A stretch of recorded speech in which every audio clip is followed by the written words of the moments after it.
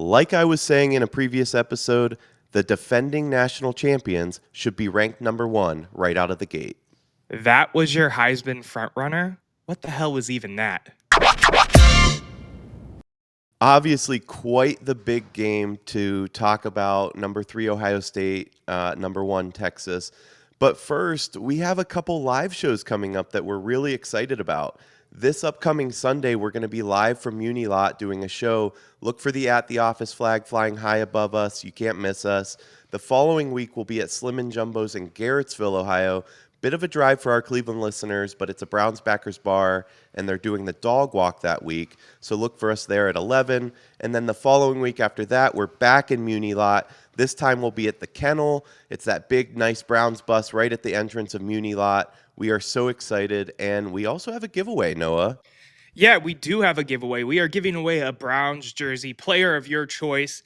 Pick it. We'll buy it. We'll ship it to you. We'll do all the whole 9 yards. All you got to do is subscribe to us here on YouTube. Leave a comment on any of our recent videos, and you will be entered to win a Browns jersey of your choice.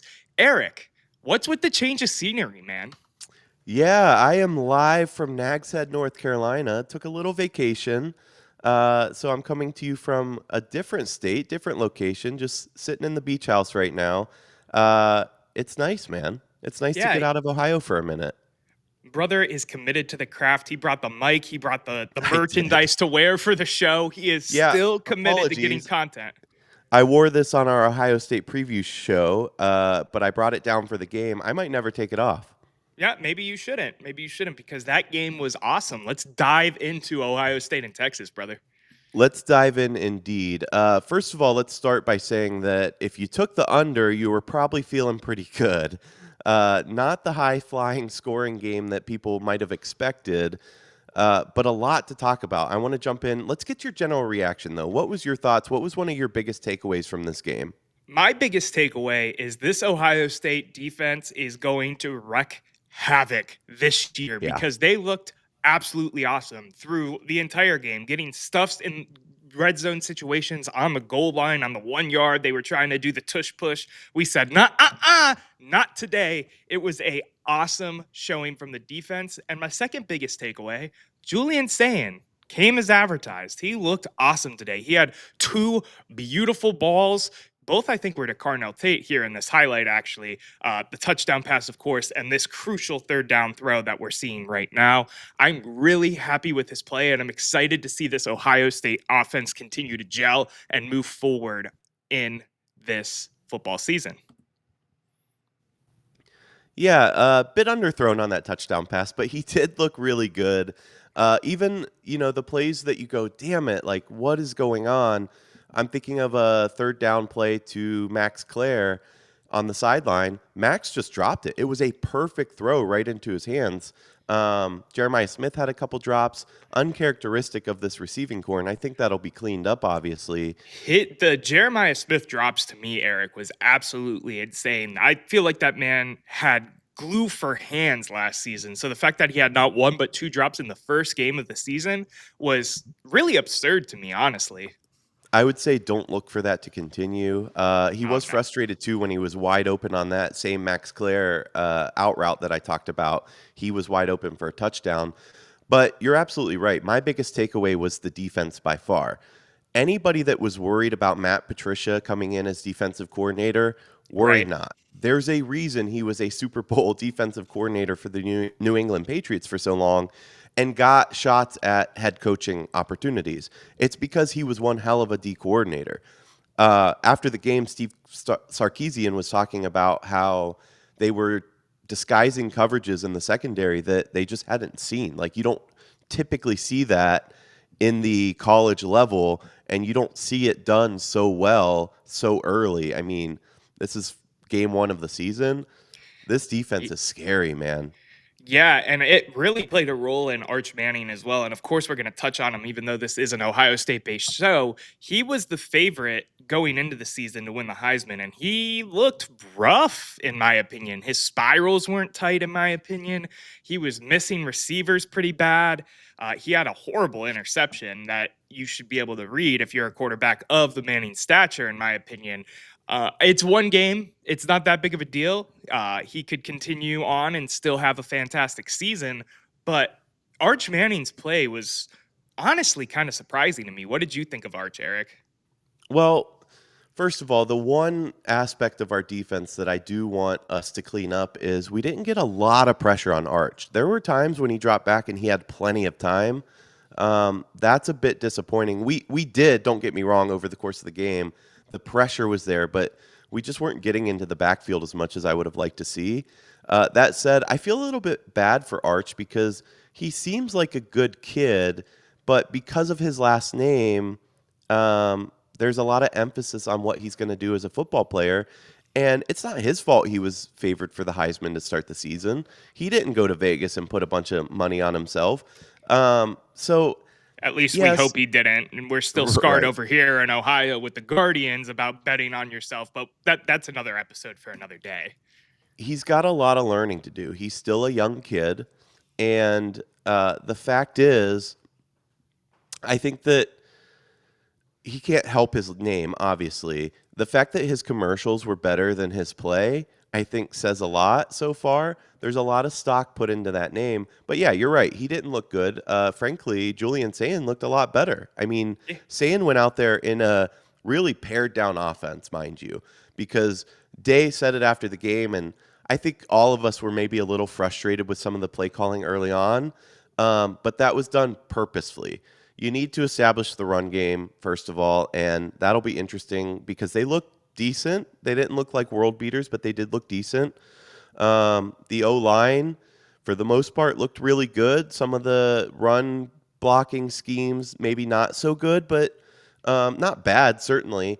But they weren't trying to give Sayin the ball and say, go win this for us. That wasn't the game plan. And I think Right. if you watch this game, it was a low scoring game and we weren't up by, we weren't up by 40, but there was no point after scoring that we didn't feel in control. Even the goal line stance, it just felt like we were firmly in control of this game the whole time. And because that's the case, you don't need Sayin to go out there and start trying to throw bombs. I think you'll see more of that, and we'll talk Grambling later on this week and preview that game. I think you'll see more of that where he could start to develop and throw it a little more. But in this game, we just didn't need that. Real quick, too, while we're still on the quarterbacks and then we can move on to some of the other positions, I want to talk running back a little bit. You know, we do talk a lot of Cleveland Browns on this page, so I have to bring it up.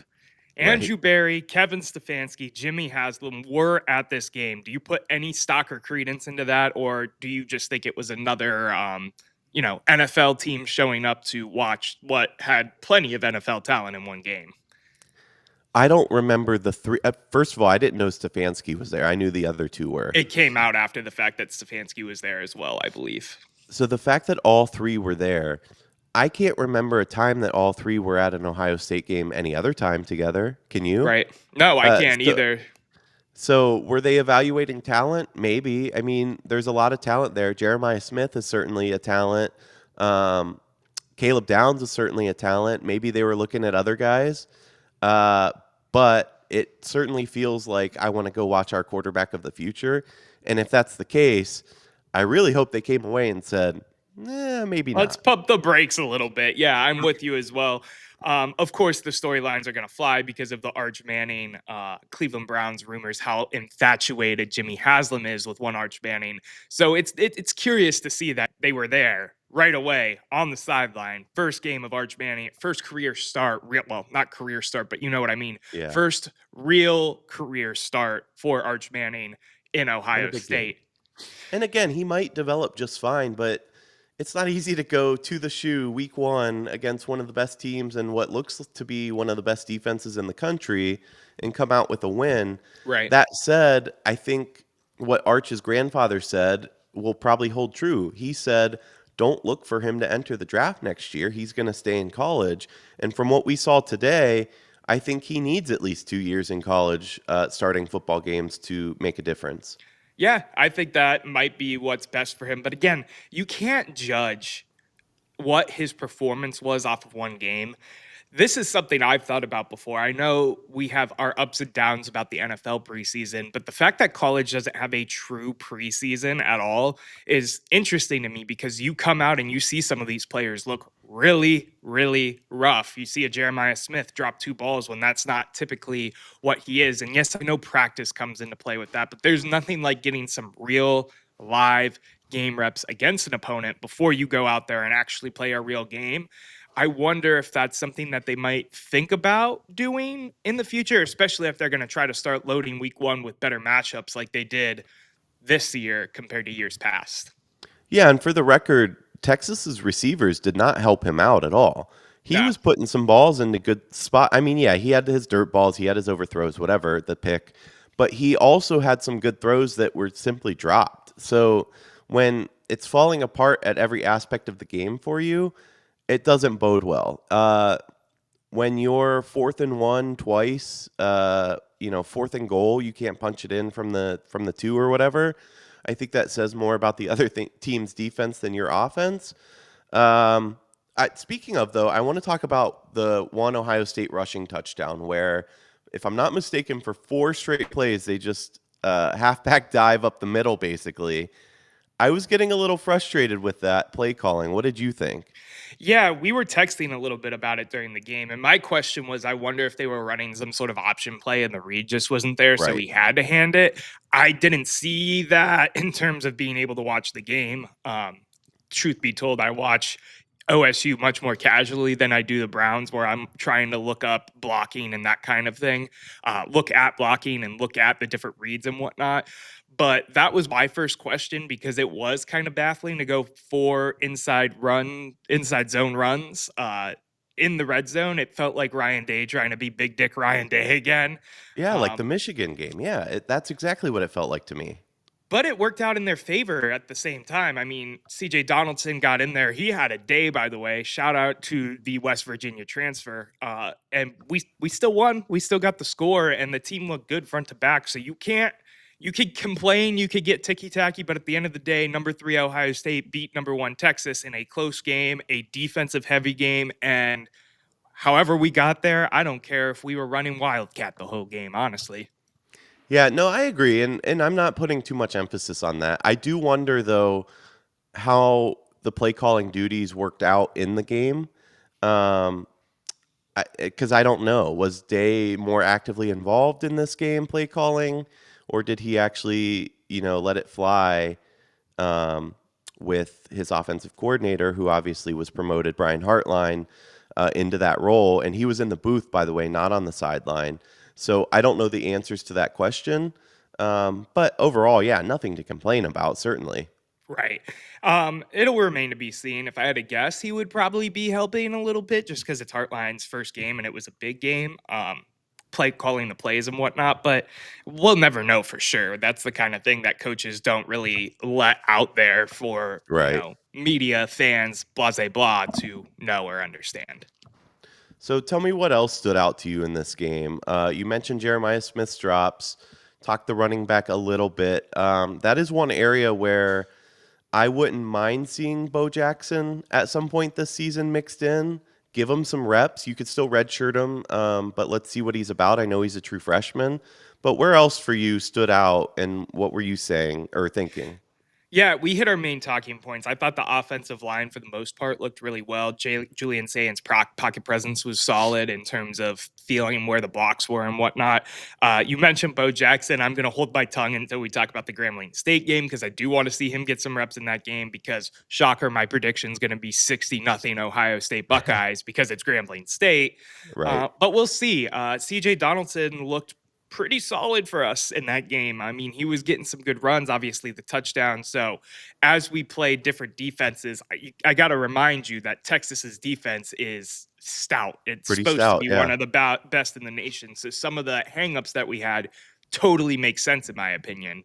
So with that being said, I'll be curious to see how this offense develops more as they go through some lesser talent and then get packed up into those bigger talent games that are in the Big Ten.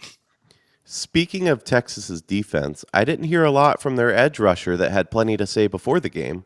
No, that was one of the notches in the belt to the offensive line, in my opinion, because I don't think did Sayin ever get sacked in the game? Did he I don't take a think so. sack? I was thinking that too. I don't believe he did get sacked. If he did, I don't remember it. So He had a few all like hairy moments yeah, where he was in the clutches, and then he made throws that as soon as he released the ball, I go, "Oh shit!" And then they're like on target, and I'm like, "Wow, he actually that had a one guy there." Okay, the one play we showed earlier in the episode where he was in right. the end zone, got pressured, and threw an awesome ball to Carnell Tate right on the sideline, right where he could catch it. It was awesome.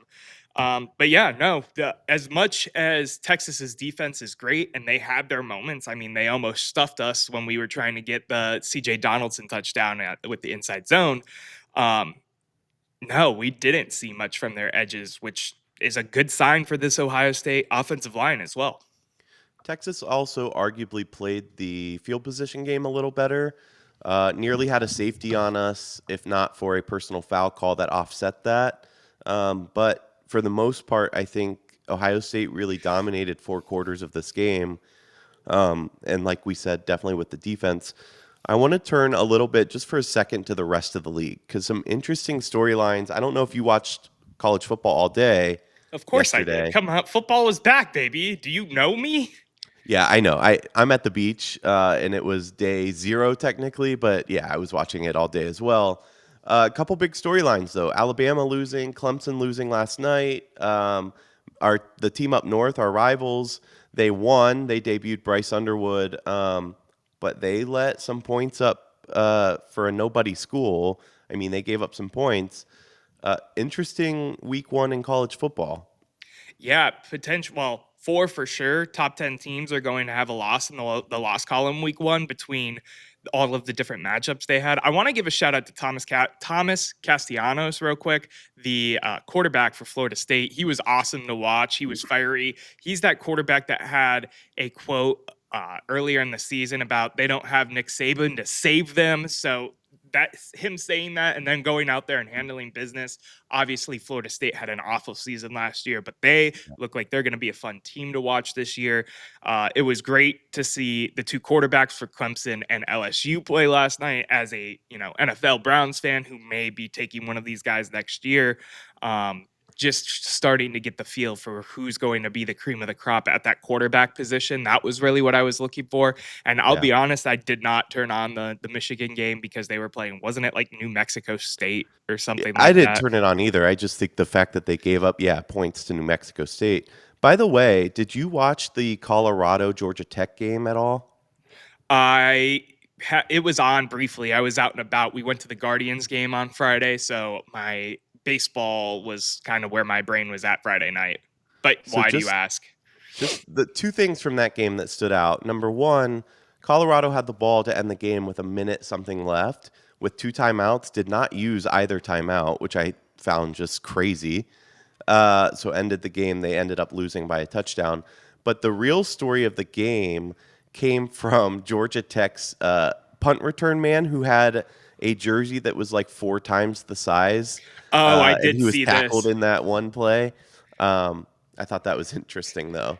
Yeah, it was probably because there was a double number, um, and someone already checked in, and so he had to wear the backup number. And Right. unfortunately, the backup number just did not fit his body to the likings of a normal jersey. So that was funny, but Colorado lost, even though they looked solid, and it was a stout matchup against. I stout is a strong term, but it was a good matchup against Georgia Tech. So I'm excited to see what Coach Prime does moving forward, without obviously having his sons and Travis Hunter there this season. It'll be exciting. I do enjoy the Coach Prime antics, aside from the fact that the Browns drafted Shador. I've always kind of been into Colorado football because of Prime. Speaking of, you mentioned it a little bit about Arch Manning and the Heisman. He was the Heisman favorite. Did you see how much his odds dropped? Oh yeah, they flipped everywhere. It's same thing with Klubnik and Nussmeier as well. They were flipping everywhere all day yesterday. It was kind of funny how volatile off of just one week of football these Heisman odds have moved. It was like plus 700 for Arch. Now he's like plus 13, I think. Plus Nussmeier, 18. It's 18 now. It was crazy. I was talking to producer Deshaun. Shout out to anybody who knows the producer Deshaun reference, who was putting some futures bets down, and how much they were changing just watching the LSU Clemson game with him last night was hilarious to me. Which, speaking of, we talked a little bit in our Ohio State Texas preview about some of those odds. We don't have them up right now, but one was each team scoring every quarter. We talked about the over under. It was at like 45 at the time, I think. Yeah. They all seem like decent bets. And now looking back, oof, if you took any of those. Yeah, and in hindsight, I probably should have spoke up because I was thinking it was going to be a defensive matchup, but I could also see it being like a week 1 slugfest because of the fact that it's week 1 and they don't have a preseason like I spoke about earlier. Yeah. I'm not surprised that the score was 14-7 and the game played out as it did, but sorry if anybody took those bets cuz your bank account probably hurts a little bit today. Right. Yeah. Yeah. No, you definitely typically see more defense to start the season too, and the offense starts clicking as we go along. Anything else you want to add before we get out of here? Week 1 college football. No, I'm ready to move forward. Week 1 of NFL. We got a Thursday night game this week. Of course, the Browns are back in action, so I'm excited for that. A little less excited for the Buckeyes this week because it's Grambling State. We'll still preview that matchup, Right. obviously, and we can just move forward from there, man. I'm ready. I'm happy football's back. It feels like football's out. Like it feels like it's football outside right now. We're talking about 60-degree weather. Life's good. Ball is back. I'm ready to get rocking and rolling on this NFL season. I hear you. When the rankings come out this week, is Ohio State number 1? No, Penn State will be number 1. We'll be number 2. Really? Yeah. Hot take. I think I we'll be don't think number that's a 1. hot take. I think you're leaning into your Ohio State bias. I think they'll be number 2 because Penn State was ranked ahead of them, took care of business, But we payroll, beat the blase, number blase, 1 blah. team. That doesn't matter as Oh, I much. think we'll be ranked number Where 1. do you think Texas will be real quick before we roll? I would say they drop Texas. Let me pull up the top. I was going to say like 6 or 7. Yeah, I don't think they'll drop that far. Who lost behind them? Obviously, Clemson and Bama was like 9, right? So it was Texas, Penn State, Ohio State, Clemson, Georgia, Notre Dame, Oregon, Alabama, LSU. So I would say they dropped to like 6, Yeah, that's where I'm at. 6 would be my guess too. probably with Did you Clemson see the behind them. Oregon duck video, by the way? I did, where he lost his head. Running out of the tunnel and then trips, loses his head, and just turns around and books it right back into the tunnel. That was hilarious. And since the Ducks are kind of a rival in my head, screw them. That's what I feel like. Good, good week 1 of college football. Yes, I'm excited for it to continue, and I'm excited for NFL to be back. Of course, high school ball, we'll go catch a couple games together. I'm just happy Definitely. football's back, man. I hear you. All right. Don't forget to meet up with us and check us out live at Muni next Sunday. Look for that flag in the sky, the at the office flag. But for now, we're going to get out of here. The debate never ends, but the show does for now. We'll see you next time.